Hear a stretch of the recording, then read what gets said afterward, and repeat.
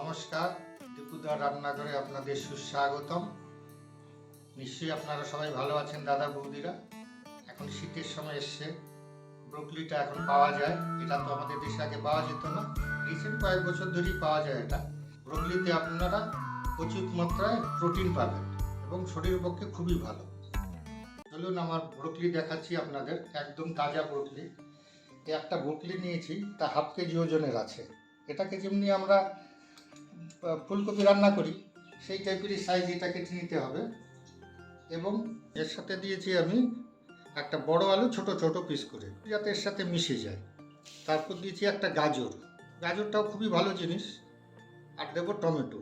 এর সাথে নিয়েছি আমি একটা বড় পেঁয়াজ, একটা রসুন মিডিয়াম সাইজের, 1.5 থেকে 2 ইঞ্চি আদা, 4টে শুকনো লঙ্কা, 4টে কাঁচা লঙ্কা। এই শুকনো লঙ্কা, কাঁচা লঙ্কা, পেঁয়াজ, রসুন আর এই টমেটোটা আমি পেস্ট করে নেব। 50 থেকে 60 গ্রাম মতন সর্ষের তেল দিয়েছি। সর্ষের তেলটা একটু গরম হলে, এটা আমার গরম হয়ে গেছে, এখন আমি ব্রোকলিগুলো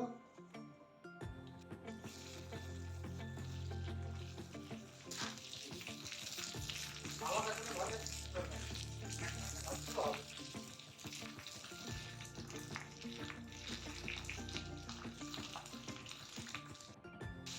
নুনটা দিয়ে দিলাম 1.5 চামচের মতো। আর নুনটা দিলে কি হবে, আপনার 1.5 চামচ নুন দেবেন এবং স্বাদ অনুসারে দেবেন আর কি। 1.5 চামচ নুন দেওয়াতে কি হবে, আপনার এটা তাড়াতাড়ি মজে যাবে, ভাজাটাও তাড়াতাড়ি হয়ে যাবে। এটা একটু মজা মতন ভাজা হয়ে যাবে, নামিয়ে দিলে হবে। এর সাথে হলুদ দিয়ে দিলাম 2 চামচ, ছোটো চামচের 2 চামচ।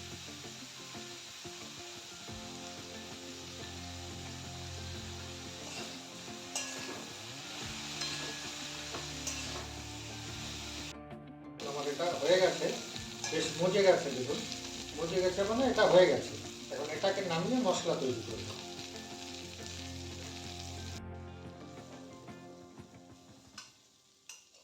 ফোড়ন দেওয়া আর হলো মশলাটা ভাজার জন্য আমি তেল দিচ্ছি, সর্ষের তেল।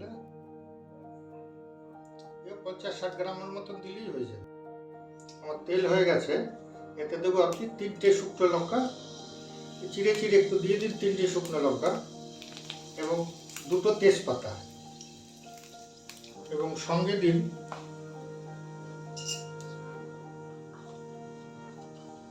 ছোট চামচের 1 চামচ জিরে,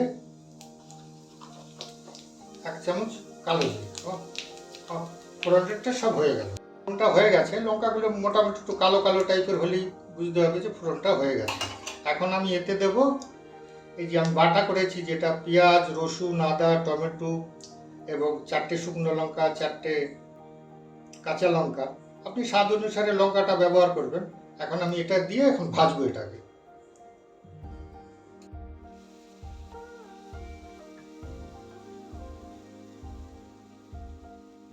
এতে দেবো 1 চামচ হলুদ, জিরে দেবো 2 চামচ, ধনের গুঁড়ো দিলাম 2 চামচ, এবং কাশ্মীরি মির্চি একটু লাল লাল হলে ভালো লাগে, সেটা দিলাম 1 চামচ। গরম মশলা গুঁড়োটা আমি একবারেই দিয়ে দিই, কারণ গরম মশলাটা পরে দিলে কি হয়, ওটা এক্সট্রা গন্ধ হয়ে যায়। যার জন্য একবারে দিলে পুরো মিক্সটা হয়ে গেল, তার সেটটাই আলাদা হয়।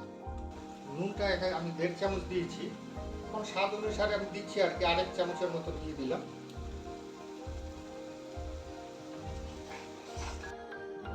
মশলাটা আমার হয়ে গেছে, মশলাটা নিচে লেগে যাচ্ছে, তার মানে আমার মশলাটা হয়ে গেছে। অনেক সময় সে সাইডে একটু তেলও সামান্য বেরোচ্ছে, তার মানে আমার মশলা হয়ে গেছে। এখন দিয়ে দেবো আমি এই ব্রোকলিগুলো সব একসাথে দিয়ে দেবো। একটুখানি মাখা করে, অল্প একটু মাখা করে একটুখানি ইয়ে করে নিই, ঘুরিয়ে নিই মশলাটাকে, তাহলে মশলাটা পুরো এর সাথে মিশে যাবে। মশলাটা মিশে যাওয়ার পরে আপনি এতে জল দিন।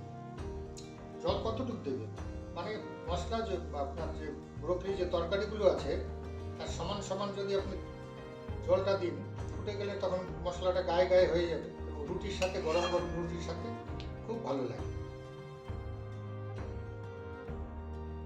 দেখুন আমার এটা হয়ে গেছে, বেশ মাখা হয়ে গেছে। তারপর ঠান্ডা হলে তার একটু মাখা হবে, পুরো হয়ে গেছে।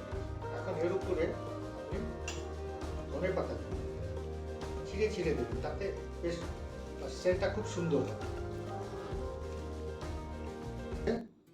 এবং মাখা মাখাও হয়ে গেছে, শুকনো একটুখানি ঠান্ডা হলেই এটা শুকনো হয়ে যাবে। আপনি গরম রুটির সাথে খান, খুবই ভালো লাগবে খেতে। যদি ভালো লাগে তাহলে সবার সাথে, আপনার বন্ধু বান্ধবদের সাথে আপনি শেয়ার করুন এবং লাইক করে আমাকে ধন্যবাদ। I'm just sitting here. I got time.